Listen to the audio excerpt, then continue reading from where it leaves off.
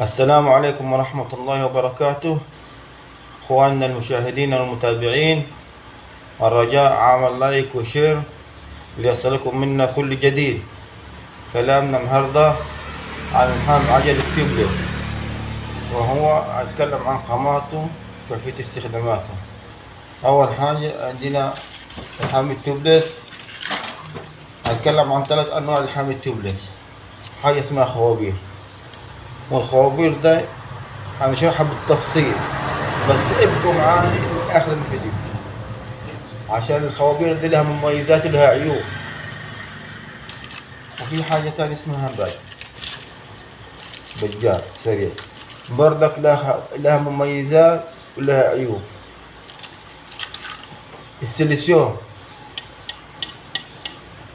ده حكوته كبرانة شوية، عشان انتوا في ناس يا اخواني كل فكري في حكاية السيليسيون ده، لازم اشرح لكم موضوع السيليسيون ده بالذات. بعد ده عندنا اهم حاجة في الحامل التيوبليس البلستين دي.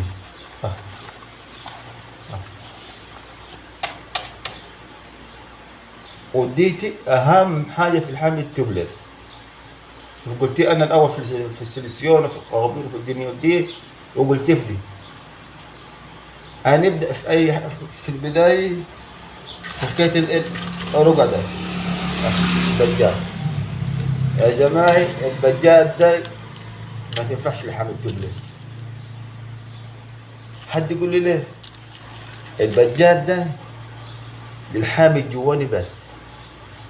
البجات بتاعت الحامل التيوبليس شايفين ان البجات ده لازم تبقى رقع ألماني، ورقع ألماني لها علامات.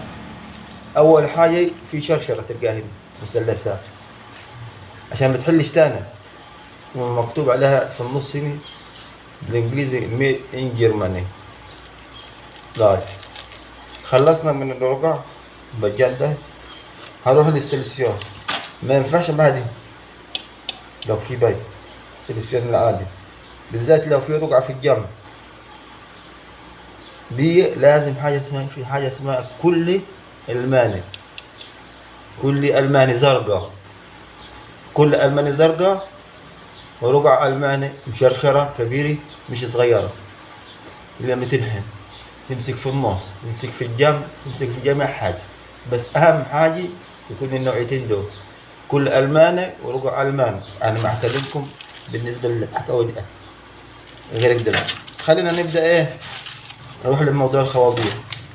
الخوابير دي بتوسع الفرد، بس انت ممكن تستخدمها في حاجة واحدة. يعني دي لو فردة السلك معقة كده ويجي كده. هنا انا هوريكم مكنة الخوابير دي. مكنة الخوابير دي كده. هذه مكنة الخوابير، بيعدي الخابور هنا يسقط في السلك كده، في الفرد قد الفرد بتبقى كده، ويجي السلك معدي كده طبقتين سلك، طبقة كده طالع كده، طبقة معدي عليه كده. لما ينزل الخابور مكنة الخابور كده تروح ساقطة جوا الفردي، تروح موسعة واخدة سلكة معاه، واخدة سلكة. ولا لكم الطبيعي ادي الفردة،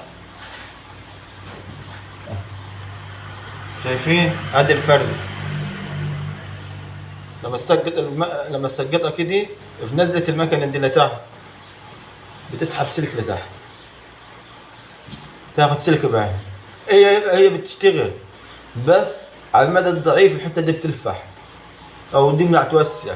بكره وبعد تعوز خابور مش هينفع فيها خابور واحد، ممكن تاخد 2، بس لها تصليح برضه.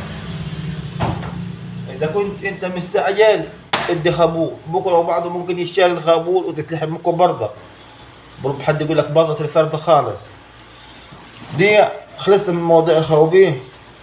هروح اهم حاجة البلستين دي. لازم يكون بلستين مستورد زي كده، ما تغيريش عن في انواع بلستين كويسه عشان يبقى عندكم علم، بس انا احب البلستين دي. ده بلستين هندي يا جماعه، انا ده شغال بيه ده في ورشته.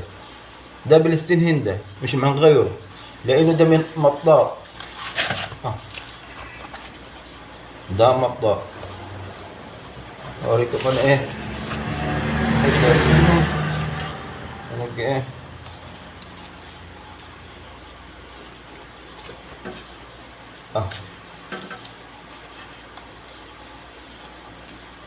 شايفين شايفين شايفين مطاطة. اه اه شايف ما يروح الجزء لما تحط على المكوى بيسيح ويلحم. طب ادي المضروبة ده بالسين يا جماعة. ده اتقطع. تحط على المكوى مش حتى اساسا مش يلحم مشواره التاني وما تطلع اللزقة كده.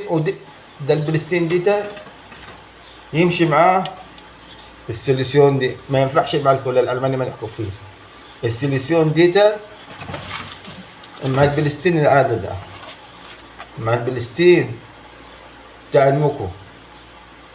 ايه فهمتوا؟ بين دلوقتي حكينا يعني البلستين حكينا وفهمناكم ايه هي الخوابير قصتي، وفهمناكم الرقع السريعي لازم تكون رقع الماني وما تكونش لازم يكون